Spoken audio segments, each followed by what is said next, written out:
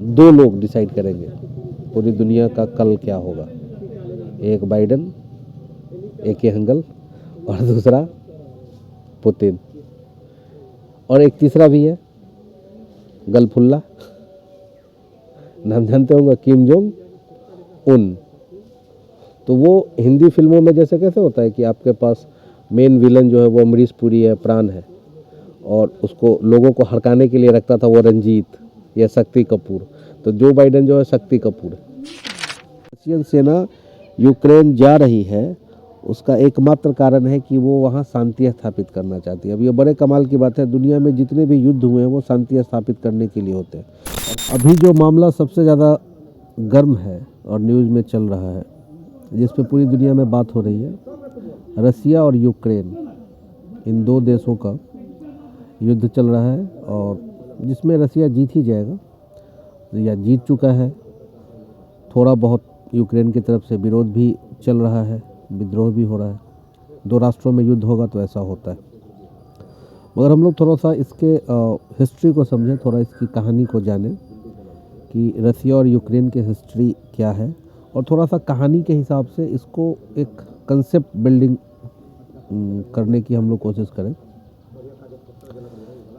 तो रसिया और यूक्रेन, अब आपको तो ये पता होगा कि जब USSR का जब विघटन हुआ 91 में, 88 से चल रहा था, 91 में फाइनली विघटित हुआ, तो उससे 15 देश निकले, जिसमें Azerbaijan, Belarus, Lithuania, Tajikistan, Ukraine, ये सारे बहुत सारे देश थे। 15 देश लगभग बने एक जो सोवियत यूनियन टूटा तो उसके बाद। अब प्रॉब्लम ये है कि अभी के समय में अभी का जो घटनाक्रम है, ये लगभग 2008 से ये कयास लगाया जा रहा था कि यूक्रेन हो सकता है कि नाटो को ज्वाइन करे। तो इस पूरे के पूरे खेल में ये दो देशों की लड़ाई नहीं है, दो विचारधारा की लड़ाई है। एक तरफ रसिया है, जहाँ की विचारधारा आपको पता है कि कम्युनिज्म है, साम्यवादी व्यवस्था, और दूसरी तरफ अमेरिका है, जहाँ पूंजीवादी विचारधारा है। और इन दोनों, पूरा का पूरा जो कोल्ड वॉर है वो इन दोनों महाशक्तियों के आपसी कॉन्फ्लिक्ट का ही नतीजा है। और पूरी दुनिया में जो आप देखते हैं कि बहुत जगह पे प्रॉब्लम है, वो कहीं ना कहीं इन्हीं से पनपा हुआ है। तो सेकेंड वर्ल्ड वॉर ख़त्म होता है 49 में, एक संगठन बनता है जिसका नाम है नाटो, और नाटो के मेंबर बनते हैं।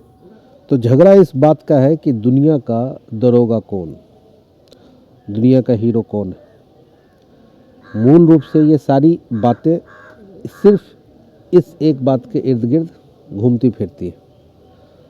अब नाटो का गठन हो गया 49 में, और स्टार्टिंग में ऐसा था कि उसके जो मेंबर थे वो अमेरिका उसका दरोगा बना हुआ था, और उसके बाद इंग्लैंड है, जर्मनी, जो उस समय दो अलग पार्ट में था, आज एक पार्ट में हो गया। जर्मनी का भी जो डिवीज़न हुआ उसमें नाटो, और एक तरफ आपको पता होगा कि एक तरफ अमेरिका का कब्जा, दूसरी तरफ रसिया का कब्जा, वो जर्मनी था जो एक हो गया। इटली और ये सारे देश जो थे वो नाटो के मेंबर बन गए। अब रसिया अपने आप में एक पावर तो था ही जब वो सोवियत यूनियन था। अब होता क्या है कि उस समय वहाँ के जो राष्ट्रपति थे मिखाइल क्रुश्चेव, उन्होंने एक काम सोचा कि जब रसिया पूरा का पूरा यूनाइटेड था, सोवियत यूनियन जब था वो, तो उन्होंने सोचा कि इसको रिफॉर्म किया जाए, क्योंकि उनके पहले जो वहाँ के राष्ट्रपति थे और जिस तरह की नीति थी, क्योंकि सेंट्रलाइज पॉलिसी सब कुछ ऐसा था, तो ऐसा सोचा गया कि आप थोड़ा सा रसिया को रिफॉर्म करते हैं। तो उन्होंने दो रिफॉर्म लेके आए, एक है ग्लासनोस्ट और दूसरा था पेस्ट्रोदिका। और इस रिफॉर्म को कारण मानते हैं, आज भी जो रशियन है वो इसको कारण मानते हैं कि रसिया के डिसइंटीग्रेशन का, USSR के डिसइंटीग्रेशन का कारण जो रहा वो ये रहा। थोड़ा सा लिबरल थे मिखाइल क्रुश्चेव, तो उनकी गलती है, वो अलग कहानी है। पुतिन साहब 22 साल से रसिया के राष्ट्रपति हैं और मृत्यु पर्यंत तक रहेंगे। इन्होंने अपने आप को इम्यूनिटी भी दे दी है, तो जब तक पुतिन साहब हैं तब तक रसिया में दूसरा कोई बड़ा लीडर बन नहीं सकता है। तो एक लीडर बड़ा तब बनता है जब वह अपने देश के भौगोलिक या फिर जो उसका राजनीतिक जो मानचित्र है उसका विस्तार करे। अब इसके लिए इमोशनल एंगल भी है। यूक्रेन और रसिया का जो संबंध है वो 9वीं शताब्दी से पहले का है, और यूक्रेन एक ऐसा देश है जो रसिया के बाद एरिया वाइज अगर आप देखेंगे तो वहाँ वो दूसरा बड़ा देश है। यूक्रेन में एक अच्छी बात यह है कि वो फूड बास्केट है, गेहूँ, कॉटन, खाने की जो चीज़ें हैं वहाँ बहुत पैदा होती हैं। उसके जस्ट नीचे समंदर है, तो 4 उसके बड़े पोर्ट हैं, तो एक्सपोर्ट इंपोर्ट के पॉइंट ऑफ व्यू से भी बहुत महत्वपूर्ण चीज़ है। अब हुआ ये है कि यूक्रेन नाटो में नहीं चला जाए, इस बात को, जबकि वो गया नहीं है, थोड़ा सा बीच में ऐसा स्टेटमेंट आया है या फिर कुछ इस तरह का, और अभी की जो स्थिति है मुझे लगता है कि शायद होगा भी नहीं। तो ऐसा कयास लगाया जा रहा था कि यूक्रेन नाटो को ज्वाइन करेगा। तो इसके बिहाफ पे 2014 से ही इसके चलते क्या किया कि अभी रसिया ने इन्वेजन स्टार्ट कर दिया। और इसमें सबसे अच्छा तरीका क्या है कि यूक्रेन का वो बॉर्डर जो रसिया को एकदम टच करता है, वहाँ पे कुछ सेपरेटिस्ट है, कुछ विद्रोही हैं, और उन विद्रोहियों ने उस सीधी सी बात है कि उन विद्रोहियों को रसिया का सपोर्ट है और रसिया ने उसको अलग देश की मान्यता दे दी है। तो अभी आप देखेंगे तो यूक्रेन में 3 देश एक साथ चल रहे हैं, 2 जिसको रसिया ने मान्यता दे दी है और 1 यूक्रेन। कोई भी देश, किसी भी देश में जब कोई दूसरा देश घुसता है तो उसमें सबसे पहला काम यही होता है कि उसका जो इंटरनल जो उसके कुछ भूभाग है, राज्य है, स्टेट है, वहाँ पे कुछ ऐसा माहौल बना दिया जाए या इस तरह की चीज़ें कर दी जाए ताकि दूसरे देश को उस पर आक्रमण करने में या फिर उसके ऊपर शांति बहाल करने में। क्योंकि होता क्या है ना, दुनिया के जो मैंने एक न्यूज़ पढ़ा उसमें था कि रशियन सेना यूक्रेन जा रही है, उसका एकमात्र कारण है कि वो वहाँ शांति स्थापित करना चाहती है। अब ये बड़े कमाल की बात है, दुनिया में जितने भी युद्ध हुए हैं वो शांति स्थापित करने के लिए होते हैं, और सेनाएं शांति स्थापित करने के लिए जाती। और शांति दुनिया में कितनी है आप देखते ही हैं, ये बहुत अलग सी बात है, मगर हाँ, शांति स्थापित करने के लिए वहाँ गया। तो अभी हालत ऐसा है कि अमेरिका की जो लीडरशिप है उसको 2 देश डायरेक्टली चुनौती दे रहे हैं। एक का नाम है रशिया और दूसरे का नाम है चाइना। तो चाइना अभी बैक सपोर्ट से रसिया को कुछ बोल नहीं रहा है, या यूँ कहे कि अनटोल्ड है कि एक समझौता है जैसा कि वर्ल्ड वार 2 के समय में स्टालिन और हिटलर के बीच था। इन लोगों ने भी तो पोलैंड आधा बांट लिया था ना, बांट लिया। उस समय रसिया को भी फ़ायदा था और उस समय दूसरे हाथ में हिटलर को भी फ़ायदा था। तो दुनिया में सारी की सारी जो लड़ाई है वो इसी के लिए है कि हमारी चलेगी और कैसे चलेगी। अमेरिका के लिए प्रॉब्लम यह है कि अमेरिका, जिस देश का भी अमेरिका ने आज तक सपोर्ट किया है या जहाँ जहाँ भी सपोर्ट किया है, वहाँ की हालत में सुधार आज तक नहीं आया। मैं मिसाल के तौर पे कुछ देश का नाम मैं आपको बताता हूँ। अफ़गानिस्तान, यहाँ तो खैर 2 महाशक्तियों ने अपना हाथ आजमाया। रसिया ने भी आजमाया था जब रसिया पावर में था बहुत ज़्यादा, और रसिया को भी वहाँ झेलना पड़ा। उसके बाद अमेरिका आया, अमेरिका ने भी वहाँ पे अच्छे से ये किया, बहुत दिन तक रहा, शांति स्थापित करने के लिए आए। और आपको पता होगा कुछ दिन पहले हामिद करजई जो थे उनके राष्ट्रपति, वो हेलीकॉप्टर में सामान लेके भाग गए, देश को छोड़ दिया उन्होंने। उसके बाद वियतनाम आपको पता होगा, यहाँ भी अमेरिका ने। और एक मैं साथ के साथ एक और चीज़ आपको बताना चाहूँगा कि 71 के समय में इंडिया और पाकिस्तान का वॉर भी हुआ था।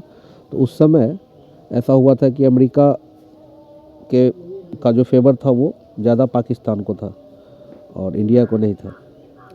मगर उस समय की भी हिस्ट्री आपको पता ही है, पाकिस्तान की भी हालत आप देख रहे हैं। तो अमेरिका ये पिछले 50 सालों में दुनिया के जिस जिस देश में गया है, उस देश से एक चीज़ गायब हुई है। उसका ये एग्जाम्पल है कि वहाँ से शांति और पीस गायब है, जबकि अमेरिकन गवर्नमेंट ये बताते हैं कि वो मैसेंजर ऑफ पीस है। ठीक है, वो शांति बहाल करना चाहते हैं। इसका ये मतलब नहीं है कि रसिया जो कर रहा है वो काफ़ी अच्छा कर रहा है या फिर मैं रसिया का फेवर कर रहा हूँ, ऐसा नहीं है। कल के डेट में अगर रसिया सुपर पावर बनता है तो इस दुनिया में ऐसा ही होना है। जैसा कि मैंने आपको पहले बताया कि रसिया ने पहले अफ़गानिस्तान में ये किया था जो अमेरिका ने बाद में किया। और पूरे दुनिया को अगर आप देखें, अब इसमें बात आती है कि दो राष्ट्राध्यक्षों की आपस की लड़ाई या फिर उनका सुपरमेसी साबित करने के लिए वहाँ के जो लोग हैं, जिस देश के भी लोग हों, वो कट रहे हैं, मर रहे हैं, लड़ रहे हैं। उनका डायरेक्ट इनडायरेक्ट क्या होगा नहीं होगा ये कोई नहीं देख रहा है। आज अफ़गानिस्तान में क्या हो गया किसी को परवाह नहीं है। ये दुनिया ग्लोबल विलेज बनती जा रही है कहने के लिए बस, मगर ये उसके लिए है जो देश कमज़ोर है। जो देश मजबूत है उनके लिए कोई ग्लोबल विलेज नहीं है। ये सारी सब लफबाजी है, कुछ नहीं है इनके पीछे। ये सिर्फ और सिर्फ चाहते हैं कि हमारा आधिपत्य हो, और वो जिस तरह से उसके लिए लॉजिक ढूंढे ही जाएंगे, लॉजिक ढूंढे ही जाते हैं। और ये राजनीति करने का सबसे अच्छा तरीका भी है। आप किसी समूह पे या किसी देश पे राजनीतिक रूप से काबिज कब हो सकते हैं? जब आप उन लोगों को आप कोई ऐसी एक भावना दे दें जिसके लिए लोग लड़ने मरने को तैयार हो जाए। तो ये जो पॉलिटिक्स का एक जो खेल है, सबसे बड़ा खेल राजनीति शास्त्र का, वो यही है। और ये दुनिया को कभी रहने लायक बनने नहीं देंगे। आज तक अगर बनने लायक रहने दिया होता तो कोई प्रॉब्लम नहीं है,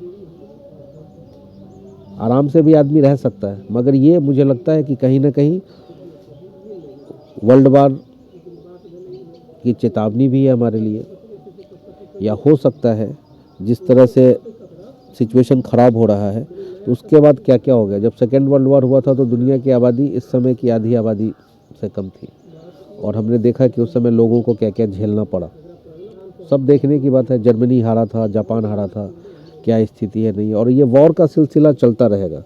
अभी जितने भी दुनिया में बड़े बड़े देश में जो लोग हैं या फिर जो शासन करता है, उनका एक ये है कि उनको अपने आप को साबित करने के लिए, स्थापित करने के लिए, या यूँ कहे कि अपनी नाकामियों को छुपाने के लिए कुछ चीज़ें लोगों के सामने रखनी होती है।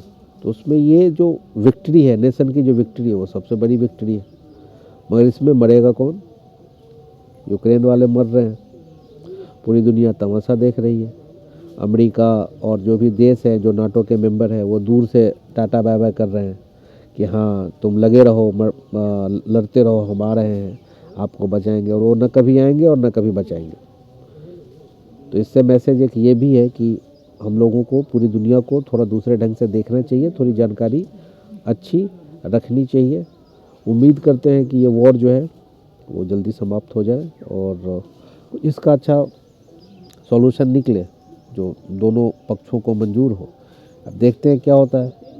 हम लोग तो बस कयास ही लगा सकते हैं, आगे तो मर्जी जो है वो पुतिन और बाइडेन की है। मतलब ये सोचो कि पूरी दुनिया में कोई भी इंसान जो है वो कितना भी कुछ कहे, कितना भी कुछ बोले, कितना भी बड़ा फन्ने खान बने या कुछ बने, दो लोग डिसाइड करेंगे पूरी दुनिया का कल क्या होगा। एक बाइडेन, एक हंगल, और दूसरा पुतिन, और एक तीसरा भी है गलफुल्ला, नाम जानते होंगे, किम जोंग उन। तो वो हिंदी फिल्मों में जैसे कैसे होता है कि आपके पास मेन विलन जो है वो अमरीश पुरी है, प्राण है, और उसको लोगों को हड़काने के लिए रखता था वो रंजीत या शक्ति कपूर।